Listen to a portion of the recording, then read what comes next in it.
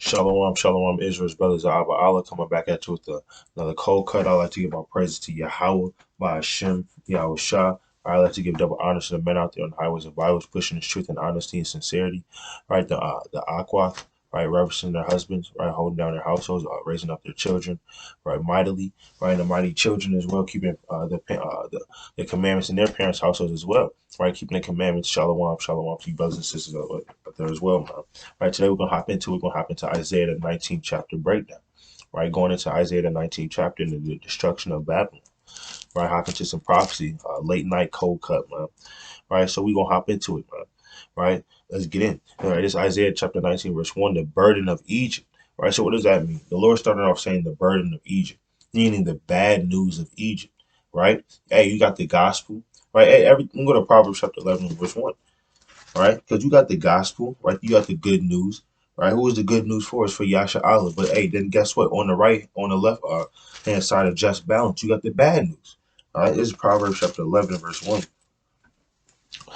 A false balance is an abomination to the Lord, but a just weight is his delight. So a false balance is an abomination, man. So of course you're gonna have the good news for Yasha Allah. But then guess what? You got the burden of Egypt, man. Right? For this wicked place Babylon. Right?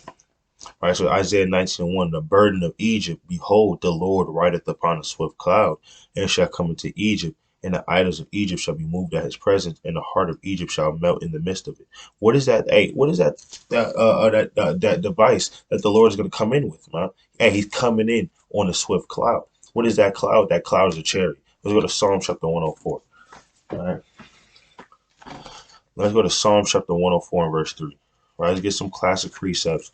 Just going into that chariot. All right, this is the book of Psalms, chapter 104 and verse 3. And it says, who maketh the beams of his chambers in the waters, who maketh the clouds his chariot, who walketh upon the wings of the wind. So the Lord was riding, he's going to ride in the swift chariot, man. He's coming back on the so-called UFO, man. Right? Something we have never seen before.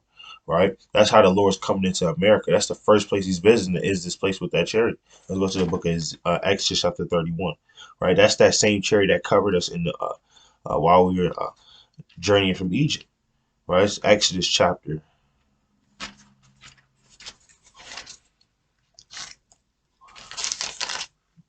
40. Exodus chapter 40 and verse 34. And it says, then a cloud covered the tent of the congregation, and the glory of the Lord filled the tabernacles. Right? That glory of the Lord is that cloud.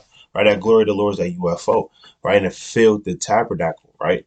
And it says, and it was on top, right? It was on top of the tabernacle. And Moses was not able to enter into the tent of the congregation because the cloud abode thereon, and the glory of the Lord filled the tabernacle. Right? Because the tabernacle, you have the cloud or the chariot is right hovering right above it, right? And Moses couldn't enter in. And it says, but if the cloud were not taken up, then the journey not to the day that it was taken up. For the cloud of the Lord was upon the tabernacle by day, and the fire was on it by night in the sight of all the house of Israel through all the journeys. Right. So what was doing that for us? That chariot, right? That the Lord had. Right. Let's get one more.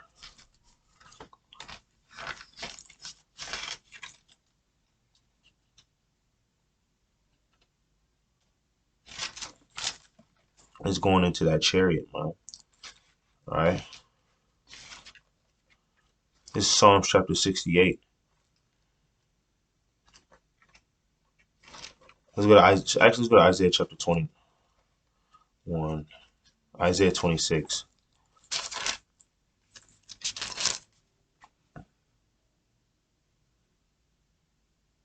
All right, this is Isaiah chapter 26. And let's start at verse 20. Come, my people, enter thou in thy chambers and shut the doors about thee. What are those chambers that the Most High wants his people to enter into? Isn't that cloud? Isn't that chariot? Right? Shut the doors about you. Right? And it says, hide thyself as if for a little moment until the indignation be overpassed, right? Because the 1/3 Yasha Allah, right? You're gonna have the elect sitting in those chariots, sitting in those clouds, while America is gonna be being destroyed by the Most High, right?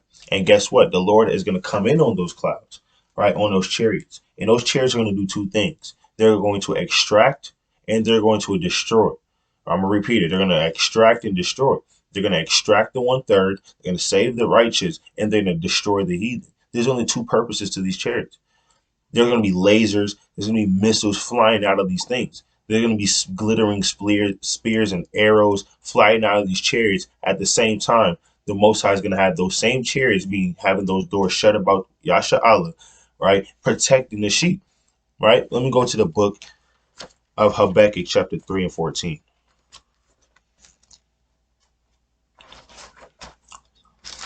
Right? Let me go to Habakkuk chapter 3 and verse 14.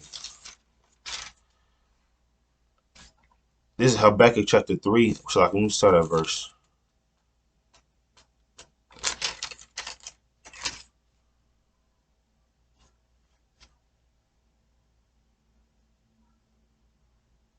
Colin, this is Habakkuk chapter 3, and I'll start at verse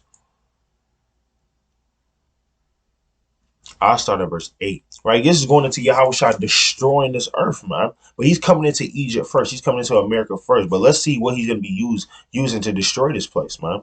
Right? And it says, was the Lord displeased against the rivers? Was thine anger against the river? Was thy anger against the rivers? Was thy wrath against the sea, that thou didst ride upon thine horses and thy chariots of salvation? So, hey, he was like, why? The way Yahushua was destroying the earth, it looked like that he was angry at the water. Right? He was just angry at the river. Why was he so displeased at the river? What did the river do? The river didn't do anything but just be a river, right? But guess what? Hey, how was the Lord doing it? He was on his horses and his chariots of salvation. What are the chariots of salvation? The clouds. The swift cloud the Lord's coming back into America with, to do two things: to destroy, right, and to extract. And we read on, and it says, verse 9, thy bow was made quite naked. The Lord is also going to have a bow, man. That's going to be made naked, man. According to the oaths of the tribes, even thy word, Salah, thou didst cleave the earth with rivers, right? The mountains saw thee, right? And they trembled, right? And we know that's not talking about literal mountains trembling. You got Isaiah 2 and 2, Micah 4 and 2, right? Jeremiah the 20th chapter, right? Guess what? Hey, or Jeremiah the 28th chapter, Shalaki. But guess what, man? These mountains are kingdoms, all right, in the scriptures. So, hey, guess what? These things that the Lord came in with was making these kingdoms or making these countries tremble, man. And it says, overflowing of the water passed by. The deep uttered his voice and lifted up his hands on high. The sun and the moon stood still in their habitation. I mean, this, hey, guess what? The knowledge and wisdom of this place was confounded. We go to Isaiah 24 and 23. This is Isaiah chapter 24 and verse 23. Then the moon shall be confounded and the sun ashamed, when the Lord of hosts shall reign in Mount Zion and in Jerusalem before his ancients gloriously. Right? And yes, hey, the moon shall be confounded, the sun shall be ashamed, meaning the knowledge and wisdom in this place is going to be gone. Right? So let's go back to Habakkuk chapter 3. Right? And verse 12. And verse 11 again, Shlaki, the sun and the moon stood still in their habitation at the light of thine arrows. They went, and at the shining of thine glittering spear. Right? Let me look at that word glittering spear, right, in the blue letter. Right? What is that word glittering spear going into in the Hebrew, man? Right? I think it's something to an effect of, hold on, let's look that up. Glittering spear. All right. Glittering spear. We're going to get that, man. All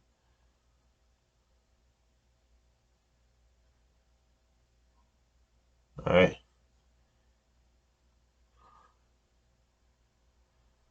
Right. So, hey, guess what, man? Glittering spear, a Strong's H113 Barak. All right.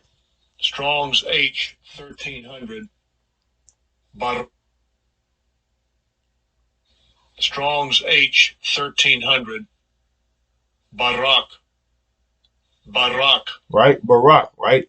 Hiding on the outline of biblical usage, right? Meaning lightning flashes, a flashing arrow of head. Hey, so the Most High gonna be destroying this place with lightnings, man, and thunderings and flashes, right? The Most High gonna be sending out lightnings out of his chariots, man, right? You gotta imagine this, right? The Most High gonna be destroying this place with his glittering spears, hey, with his arrows or with his lightnings, man, right? And it says, verse 12, thou didst march through the land in indignation. He's gonna march through this plays Babylon the Great in indignation. I hope he marches through Chicago with indignation, man, with strength, man, right? Hey, and through California, and through all these different cities, man. He's gonna march through the land with indignation. And it says what?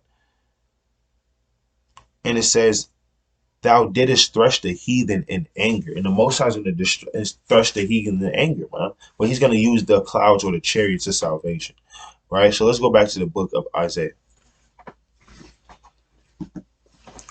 This is the book of Isaiah, chapter 19, and verse 1 again. "The burden of Egypt, behold, the Lord rideth upon a swift cloud and shall come into Egypt." And we know what Egypt is, right? We know what Egypt is. This place is America. Let's go to Revelation 11 and 8, right?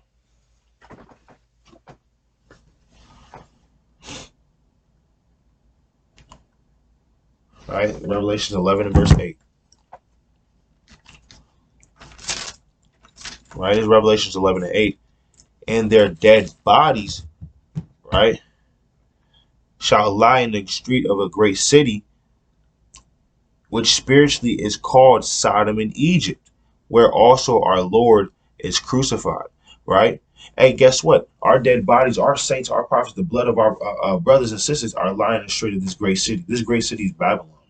Right? And this is Sodom, and we know this is Sodom and Gomorrah all over again. Right? So guess it's talking about America. This is Egypt all over again. All right. So let me go to the book of 2nd Ezra 15 and 8. All right. The 2nd Ezra chapter 15 verse 8.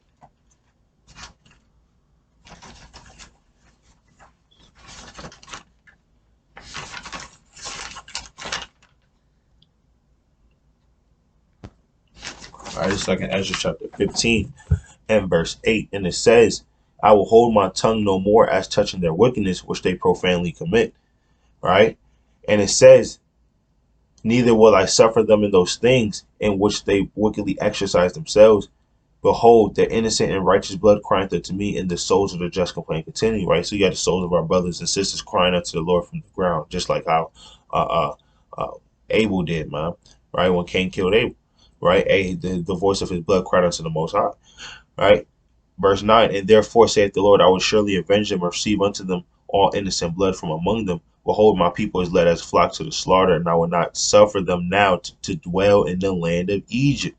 But I will bring them with a mighty hand and a stretched out arm, and smite Egypt with plagues as before." So this is not talking about the first Egypt, because the Lord said as plagues as before. So this has to be talking about a new Egypt, right? And will destroy all the land thereof. And we know this Egypt is America, right? Because it says Egypt shall mourn. Right, hold on. It's a prophecy now, because the Most High says something's going to happen.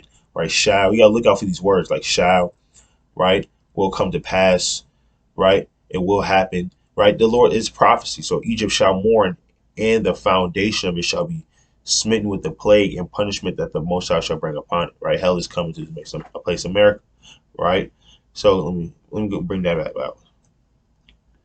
Right. Right, so it's Egypt, man. Right, and it says, Isaiah 19 and verse 2, "And I will set the Egyptians against the Egyptians, and they shall fight everyone against his brother, and everyone against his neighbor, city against city, and kingdom against kingdom." So guess what? Hey, you seeing that right now? Hey, you seeing that when they start the Capitol building? Right? You seeing that a civil war is going to happen in America. There's going to be two wars going on at the same time. You're going to have the World War, right? World War III happening with all the other nations, but you're going to have an internal war in America, man. You're going to have FEMA camps set up. You're going to have Jacob's Trouble, right? You're going to have race wars and race riots. Hey, guess what? You're going to have the damn a government against the people, right? You got these third percenters, right, practicing overtaking the government, right? They talking about another civil war. Hey, guess what? It's gonna be bad in this place, because the Egyptians are gonna be set against the Egyptians, man. Right? Let's get a precept. Right? Let's go to 2nd Ezra chapter 13. Right? It's like 2nd Ezra chapter 15.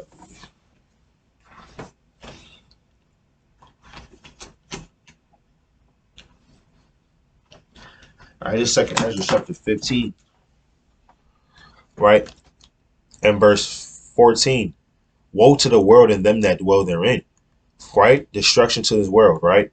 "For the sword and their destruction draweth nigh." So the sword and the destruction of this world is drawing very close. right? And it says, and one people shall stand up to fight against another, and swords in their hands. So, hey, you have one group of people, another against a section of another group of people going to be standing up fighting with swords in their hand. What's that modern day sword? You're going to have people, they're going to be shootouts, man, right? Hey, it may be literal swords. It may be any other weapon, right? Hey, guess what? And it says they'll be fighting against each other.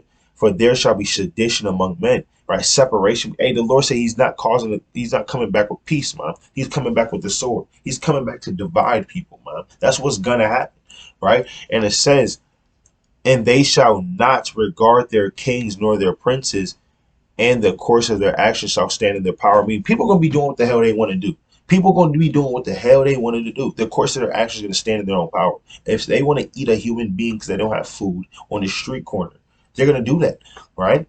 Hey, guess what? If the police come, they're not going to regard them. And the police is not going to come. FEMA's not going to help, man. FEMA's going to be too busy destroying the saints in the Most High and trying to get us to denounce the Lord's name, man. They're not going to be worried about what's going to be going on out here.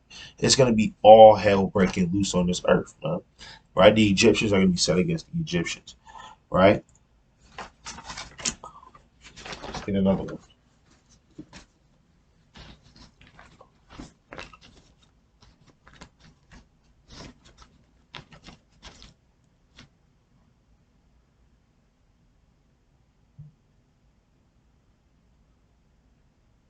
Let's go to Zechariah.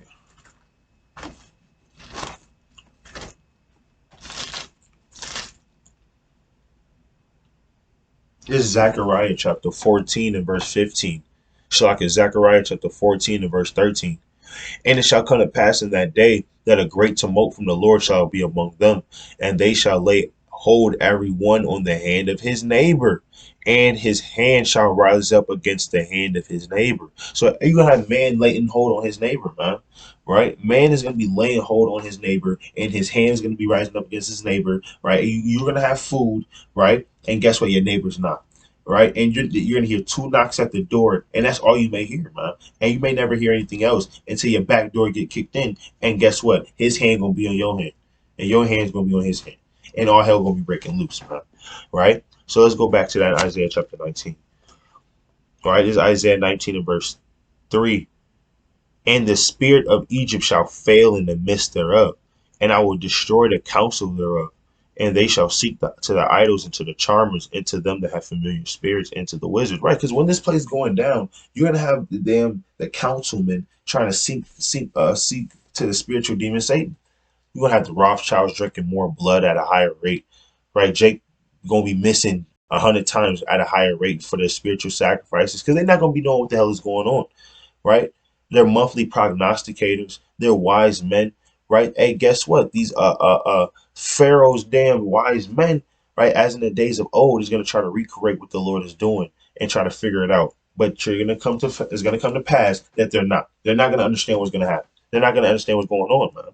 Right? Because their spirit is gonna fail in this place, and they're gonna seek to their idols. But guess what? There's gonna be no answer, right? Let's go to the book of Isaiah chapter 47.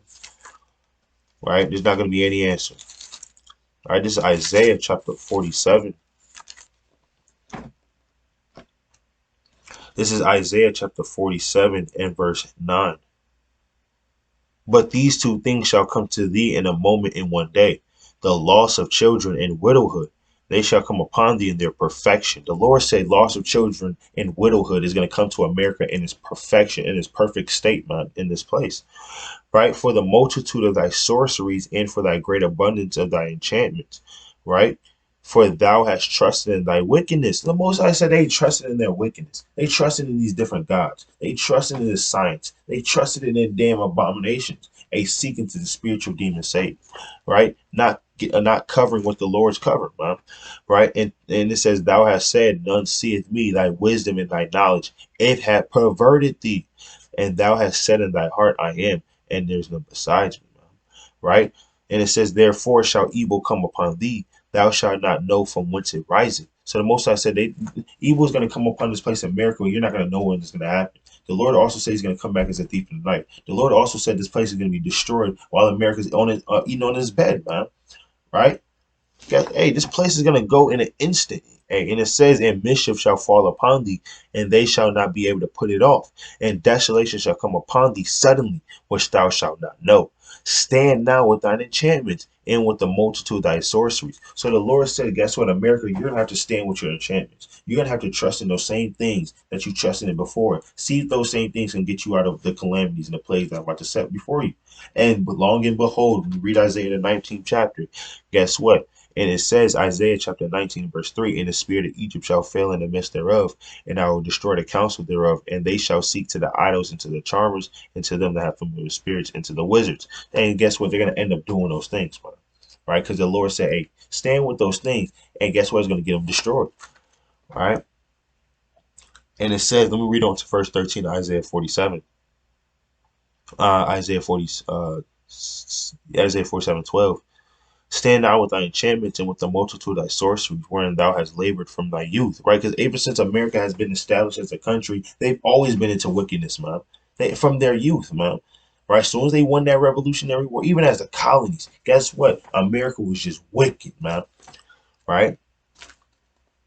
And it says, if so be thou shalt be to thy profit, if so be thou mayest prevail. Thou art wearied in thy multitude of thy counsels. Let now the astrologers, the stargazers, the monthly prognosticators stand up and save thee from these things that shall come upon thee. So the Lord said, hey, you wise men, right? The astrologers, the monthly prognosticators, right? The people that be predicting the damn weather 100 days from now. Like all y'all, man, right? And predict what I'm about to do to y'all, and let's see if you can stop it. That's what the Lord is. Hey, the Lord like to talk his stuff, man. Right? So let's go back to Isaiah chapter 19 and verse 4. And the Egyptians will I give over into the hand of a cruel Lord. And we know that's Yahweh by Shem Yahushua. He's going to be laying these heathens, hey, and putting his foot on his neck, right? On their neck. And a fierce king shall rule over them, saith the Lord of hosts. And the water shall fail from the sea, and the river shall be wasted and dried up. What does that mean? That means there's not going to be any words out here from the Lord to these people, man. The Lord's not going to be giving out these waters out here. Hey, and guess what? These pipes are going to be turned. These pipes are going to be stopped. These waters are going to be stopped flowing, man. The Lord's not going to be having His word out here no more. It's over with. Right? Let's go to the book of Amos. Right? He's not going to have His servants out there preaching the word of the Lord during Jacob's trouble, man. They're going to be looking how to survive too. Right? We're going to be looking at how to make it out here as well, man. Right? You should have got the word while you could. Right? It's Amos chapter 8. Let me start at verse 11. Let's get the classic. Amos chapter 8 and verse 11. Behold, the days come, saith the Lord God, that I will send a famine not in the land. Shalaki, I will send a famine in the land, not a famine of bread, nor thirst for water, but of hearing the words of the Lord. And they shall wander from sea to sea, right? From the east coast to the west coast, from the north even to the south, even to the east. They shall run to and fro to seek the word of the Lord and shall not find it, right? In that day here's the point, in that day shall the fair virgins and the young men faint for thirst. Right? Why are they going to be fainting for thirst? Because the Lord said, guess what? The water shall fail from the sea and the river shall be wasted and dried up. Meaning they're not going to be able to drink of the words of the Lord. They're not going to have, their spirit is going to be thirsty, man. It's going to be dry. Right? Because guess what? They're in a spiritual wilderness.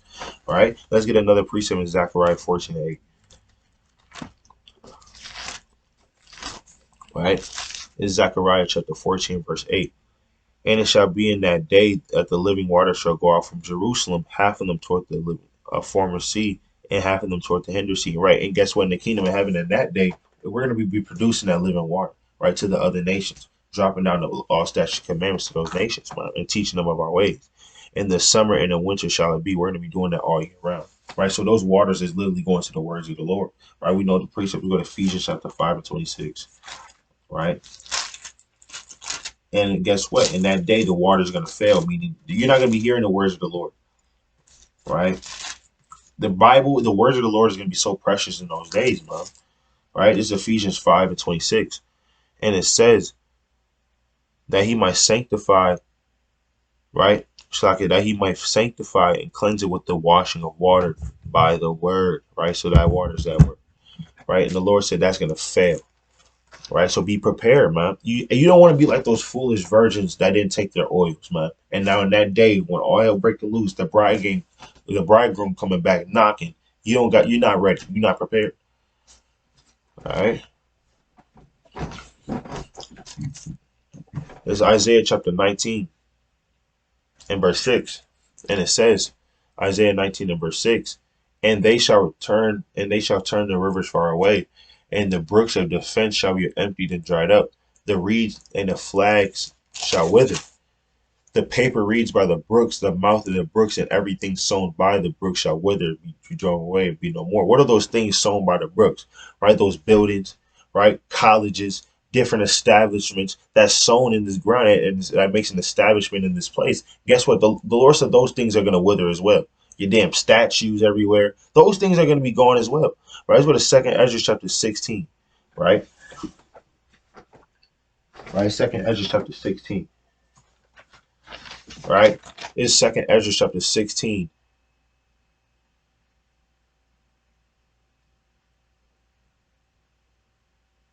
Right? In verse 30.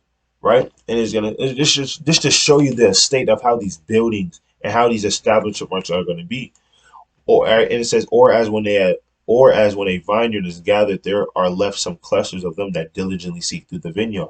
Even so, in those days there shall be 3 or 4 left them that search the houses with the sword, and the earth shall be laid waste, and the fields thereof shall wax old, and her ways and all her paths shall grow full of thorns, because no man shall travel through. And that's just going to give you just a little taste of how the world is going to look in those days, man. Some buildings are going to have damn vines and stuff growing all in them, man. And there's not going to be any lawnmowers. People are not going to be mowing the grass, right? So you have weeds all the way up to here. It's going to be bad, man. You have animals roaming around. You have people shooting people, right? Hey, but it's going to be bad, man. Guess what? Hey, these buildings are going to be gone as well. All right, so let's go back to that Isaiah 19 and 8. The fishers also shall mourn, and all they that cast angle into the brook shall lament, and they that spread nets upon the water shall languish. Right? Who are the fishers? The fishers are the workers. Right? Those are the fishers. Right? When you're fishing, you're working. Right? And it says, moreover, they that work in fine flax and they that weave nets shall be confounded. Right? Represents, like I said, the work. Right? What does that mean? They're going to be confounded. Right? When a worker is confounded, they're perplexed. What are they going to be puzzled about? There's not going to be no work. There's going to literally be no work in this place to do. Let's go to Ecclesiastes 12 and verse 3. All right.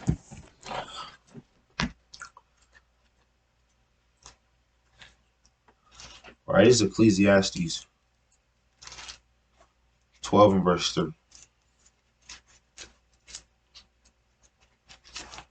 And it says, in that day when the keepers of the house shall tremble, and the strong men shall bow themselves, and the grinders cease because they are few. And guess what? The grinding is going to cease because there are few. Don't you have 80,000 truck drivers in need, Slovakia? Don't this country needs 80,000 truck drivers right now? Right? They're lacking 80,000 truck drivers. That's why the foods is not getting delivered to these different grocery stores. Right? These boats are sitting outside the coast of this great horde for up to 9 days. Right? And by the time the food gets to the store, it's spoiled. You have to throw it out. Farmers can't keep growing these foods. Right? Guess what, man? The grinding is going to cease because people are just going to stop working. People are not going to want to deal with it no more. There's going to be such a lack of people. Those same people that's holding it down, they're eventually going to quit too. The Lord's going to shut down this economy, so the money ain't going to matter. Right? So, hey, guess what? People are just going to stop working. Right? That's why the Lord. Right? So let's go back to that in Isaiah. Right? 19. Right? These fishers, hey, guess what? They're not going to cast their angle anymore. Right? And it says, verse 9, moreover, they that work in the fine flax and they that weave nets shall be confounded, and they shall be broken in the purposes thereof, and all that make sluices and in ponds for the fish. Surely the princes of Zoan are fools. The counsel of the wise, counselors of Pharaoh become brutish. How say you unto the Pharaoh, I am the son of the wise, the son of the ancient kings? Right, so who are the princes of Zoan? The prince of Zoan, hey, guess what? That's the so-called white man. That's Edom. Right? That's one of the chief cities in Edom, man. Right? Zoan today will be Chicago, LA, right? Right? North, right? Taman, those will be Washington, D.C., St. Louis, like, your major capital cities, man. right? But so the Lord is addressing the so-called white man. Those are the princes of Zoan, right? That's what Obadiah 1 and 8.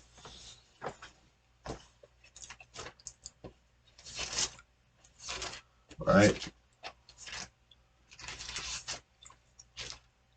This is Obadiah chapter 1 and verse 8.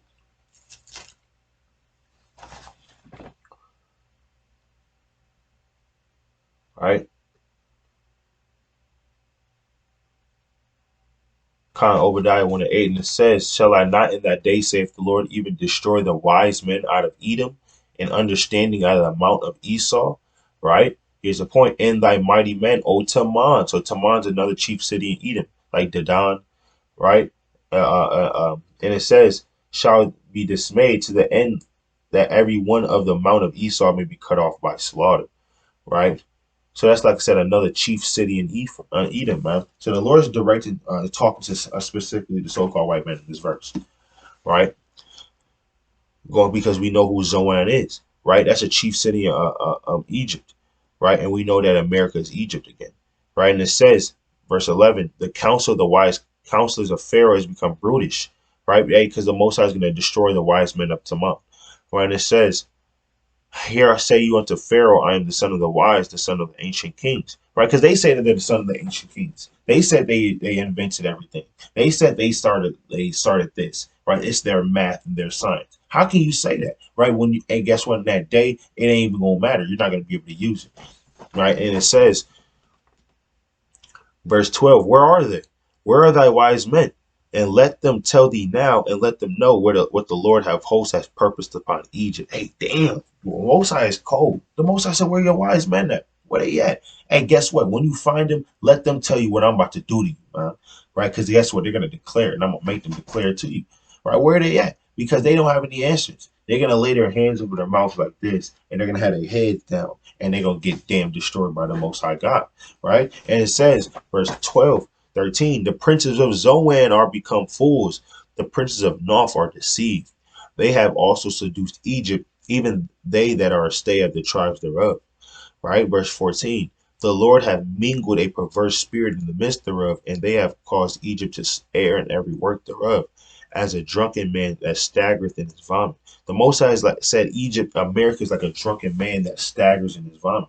Right? This place can't hold itself up. Right? You have a drunken man that staggers in his vomit. Hey, guess what, man? He throwing up everywhere. He can't just sit down. Right? He falling down, slamming his head on the ground. You see some of these videos of people be drunk, right? And they just fall out. Right? They just go viral falling out. That's America, man. This place is gonna damn stagger and fall out, man. Right? Let's go to Second Ezra chapter 16, or Slack it. Let's go to the book of Ecclesiastes chapter 12 and read on to verse 4.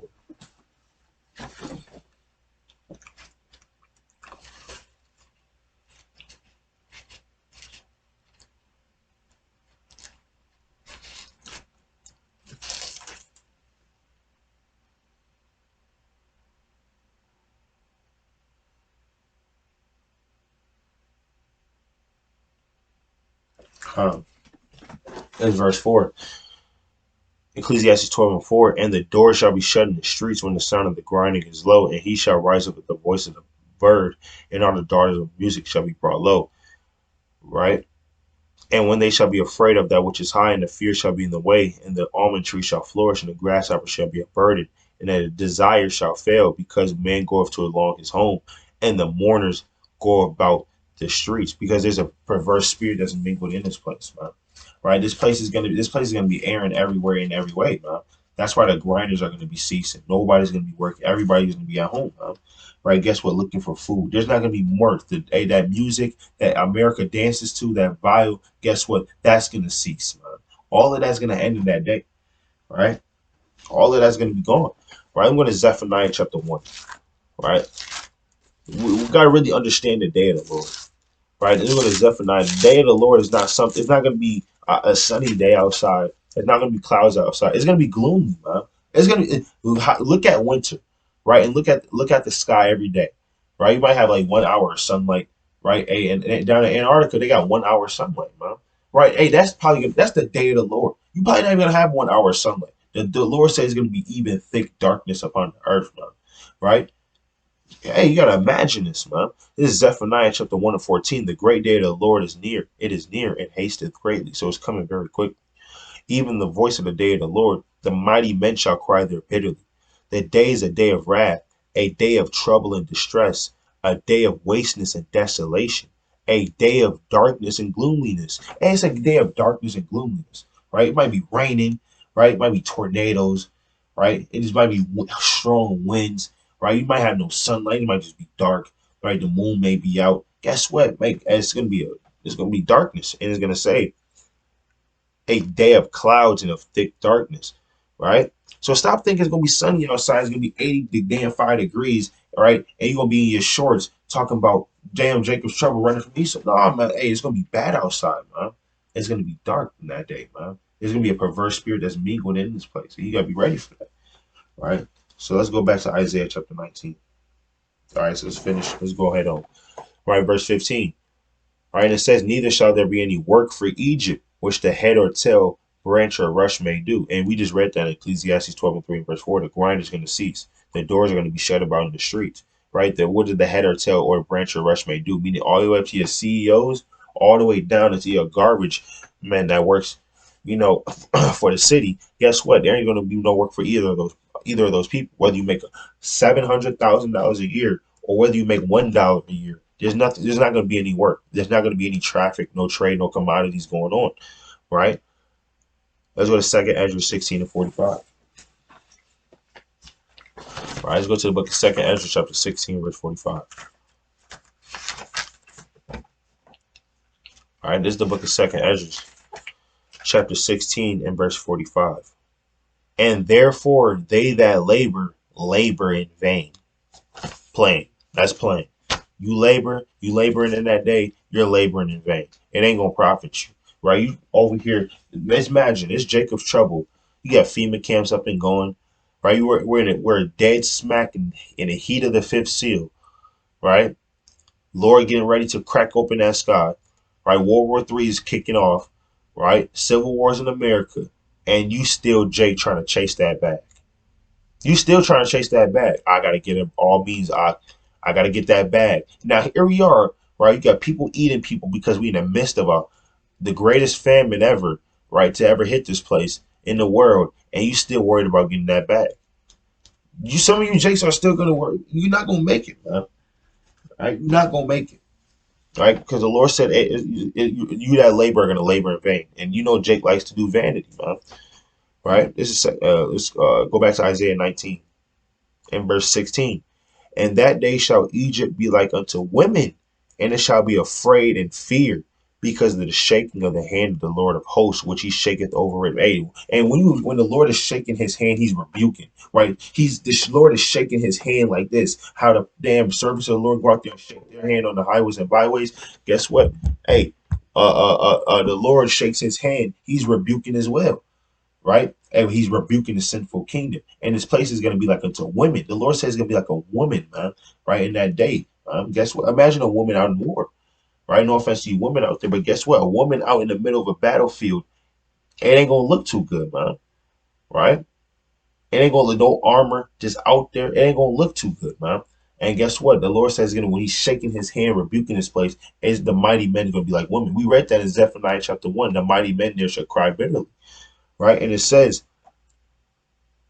verse 17, and the land of Judah shall be a terror unto Egypt, right? And everyone that maketh mention thereof shall be afraid in himself because the counsel of the Lord of hosts which he have determined against it, right? And it says, and the people that's going to be a terror unto Egypt is Judah, right? That's our people, right? We're going to be destroying this place, right? As long with the Lord. Go to Wisdom of Solomon 18 and verse 13.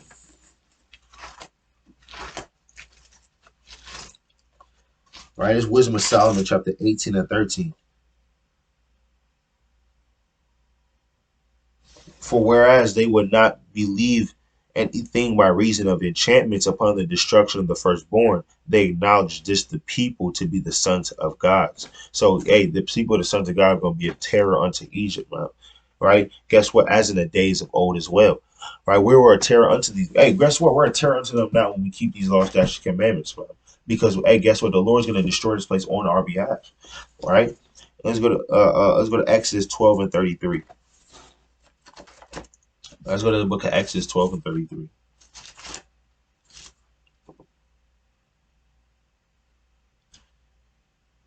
That's Exodus 12 and 33. And the Egyptians were urgent upon the people that they might send them out of the land in haste, for they said, we be all dead men. We were a terror unto the land of Egypt, man. We were a terror to the Egyptians, right? Because guess what?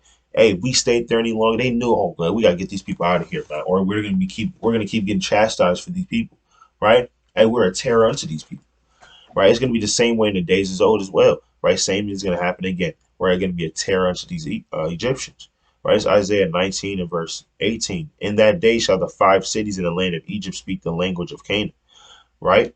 And the 5 cities, five is just dispensation of time, right? You go to Matthew chapter 25 and verse 15, right? Revelation chapter 9 and verse 2 for time's sake, just to prove that, right? And it says, in the land of Egypt shall speak the language of Canaan, right? And swear to the Lord of hosts, and one shall be called the city of destruction, right? So you got a certain amount of Israelites coming back to the Most High in these last times. That's all it's saying, right? And it says, verse 19, in that day shall there be an altar to the Lord in the midst of the land of Egypt, because we're building that altar now. We're building the temple now for that altar, right? Let's go to Revelations 11 and 1.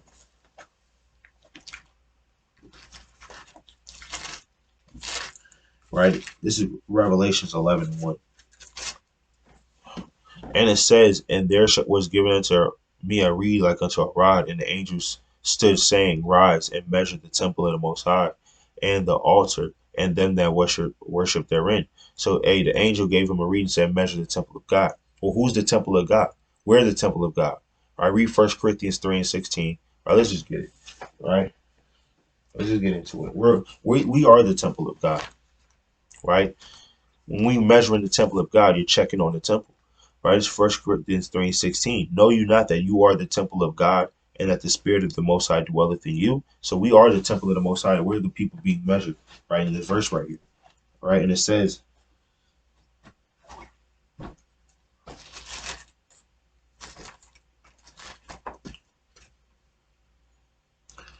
and the altar, right? And them that worship therein, right? So the 1/3 is the temple, and guess what? The altar is at 144,000, right? The cream of the crop, right? But the court which is without the temple leave out and measure it not, for it is given unto the Gentiles, where the holy city shall tread they under the 40 and 2 months, right? And guess what? Everyone that's not in Israel, that's not part of that 1/3, they're out the court of the temple, right?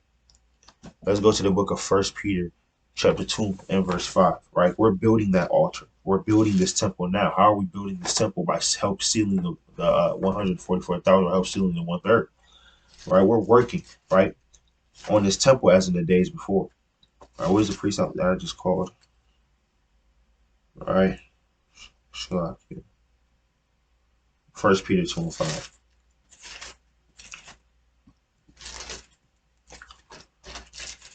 This is the book of First Peter chapter 2 and verse 5.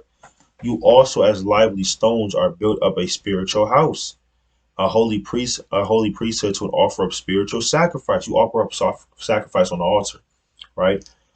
Right, according acceptable to and acceptable to the Most High by Yahweh Shah Mashiach. Wherefore it is contained in the scripture, behold, I lay in Zion a chief cornerstone, elect, precious, and he that believeth on him shall not be confounded, right? And we use Yahweh Shah as our chief cornerstone, right? We use Yahweh Shah as that chief cornerstone for us to build up this temple, right? We use Yahweh Shah to help bring brothers into this thing, man, right? And we're building an altar that way, right? Let's go to Hebrews 13 and 15.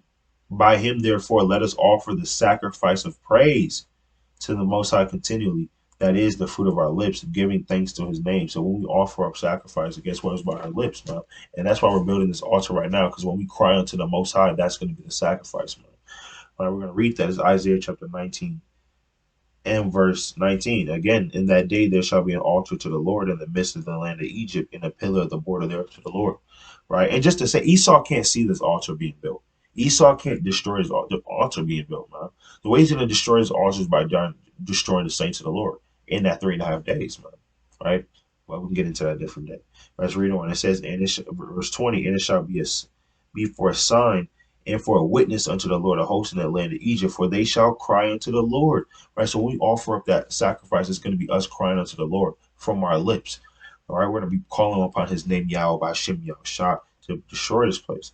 For they shall cry unto the Lord because of the oppressors, and he shall send them a savior and a great one, and he shall deliver them. And that savior Yahushua. Right. So you have to be crying unto the Lord in these last days. And guess what? The Lord's going to hear that, right, and send you a great savior. Right. That's going to be that sacrifice. Right. And it says, verse 21, and the Lord shall be, and we write that second Ezra chapter 15 and verse 8. Right. Let's go Isaiah chapter 42 and verse 13. And the Lord's gonna is not gonna hold his tongue no more. All right, verse 21. And the Lord shall be known to Egypt, and the Egyptians shall know the Lord in that day, and shall do sacrifice and oblation. Yea, they shall vow a vow unto the Lord and perform it. And the Lord shall smite Egypt, and he shall smite and heal it, and they shall return even to the Lord, and he shall be entreated of them, and they shall heal them. Right? What does it mean that he says he's going to smite Egypt and he's going to heal it? All right, he's talking about Israel in this context right here. He's going to smite Egypt. He's going to heal it. Not mean he's going to destroy America. He's going to build it back up again. Because you brothers secretly want that. Oh, maybe this is talking about America's destroyed, but it's quickly built back up, and I can go back and try to run my life the way I wanted to and running that Fortune 500 business. Yeah, no, that's not what the Lord is talking about. Right? He's talking about Israel. Right? Let's go to Hosea chapter 6 and verse 1. Right? The Lord always chastises us. He's going to break us down. He's going to build us back up. Right? Let's go to Hosea 6 and 1. All right, this is Hosea chapter 6 and verse 1. Come and let us return unto the Lord, for he hath torn and he will heal us. He hath smitten and he will bind us up. So the Lord will break you down and the Lord will heal you. Right? That's what the Lord does to our nation all the time. He chastises us. All right, go to the book of Job, chapter 13 and 15. This is Job chapter 13 and verse 15. Though he slay me, yet will I maintain my trust in him, but I will maintain my own ways before him.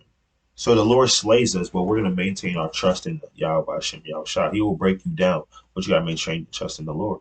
And that's what he literally does to our nation, right? That's why he said, hey, guess what? Verse 22, Isaiah 19:22, and the Lord shall smite Egypt, and he shall smite and heal it, and they shall return even to the Lord, and he shall be entreated of them, and they shall heal, and he shall heal them. Verse 23, in that day there shall also be a highway out of Egypt to Assyria, and the Assyrians shall come out of Egypt, and the Egyptians into Assyria, and the Egyptians shall serve with the Assyrians.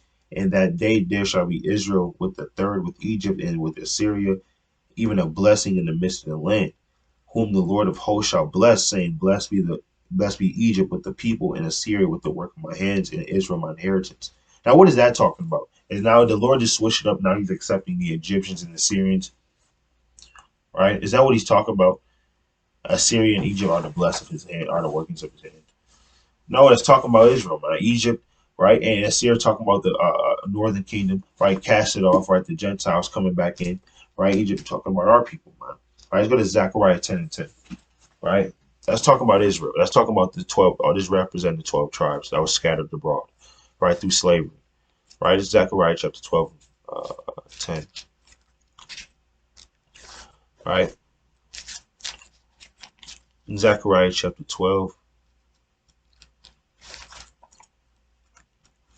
If you ever read the Bible, right, and you linking up the precepts, and then you all of a sudden you see a precept that probably just it looks like it just switched, like it looks like it's contradicting, right, or it just kind of switched up on you. 9 times out of 10, it's your understanding. You got to have the correct precepts, right? It's Zechariah chapter 12. It's like a 10 and 10. It's Zechariah 10 and 10. And I will bring them again also out of the land of Egypt and gather them out of Assyria. So they're saying the same thing. And I will bring them into the land of Gilead and Lebanon, and the place shall not be found for them. So the Lord is going to take our people out of these places. Right? Verse 11, and he shall pass through the sea with the affliction, and shall smite the waves in the sea, and all the deeps of the river shall drive up. And the pride of Assyria shall be brought down, and the scepter of Egypt shall be depart away. So the Lord is going to bring our people out of these captivities, and he was going to destroy these nations. Right, let's get another preset. Right,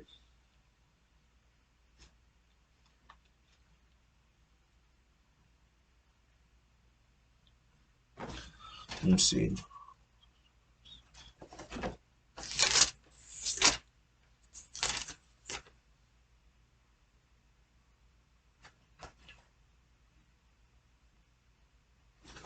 Right, it's like it's got Isaiah 11:11.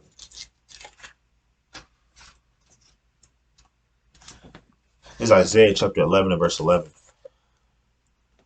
And it shall come to pass in that day that the Lord shall set his hand against the second time to recover the remnant of his people, which shall be left from Assyria and from Egypt and from Pathros and from Cush. So the when it's talking about this going into the remnant of his people, it's not talking about the actual Egyptians and Assyrians, right? And it says, and from the remnant of his people, and from Cush, and from Elam, and from Shinar, from Hamath, and from the islands of the sea. So you have our people scattered everywhere that the Lord's literally going to take up from all these different nations, including Assyria and Egypt, right? And bringing them back into that holy land, right? But specifically, this verse is just talking about the 12 tribes of Israel, right? Let me read verse 25 again. Whom the Lord of hosts shall bless, saying, blessed be Egypt, my people, and Assyria, the work of my hands, and Israel, my inheritance. So now we know what that's going into, right? So, but that was Isaiah the 19th chapter breakdown. Lord, willingly you are edified. I'd like to give all praises to Yahweh, Ba'ashem, Yahweh Shah, right? Brothers Abba Allah from WFI Chicago. Right? Subscribe and like, right? And I'd like to be a mighty strong shalom.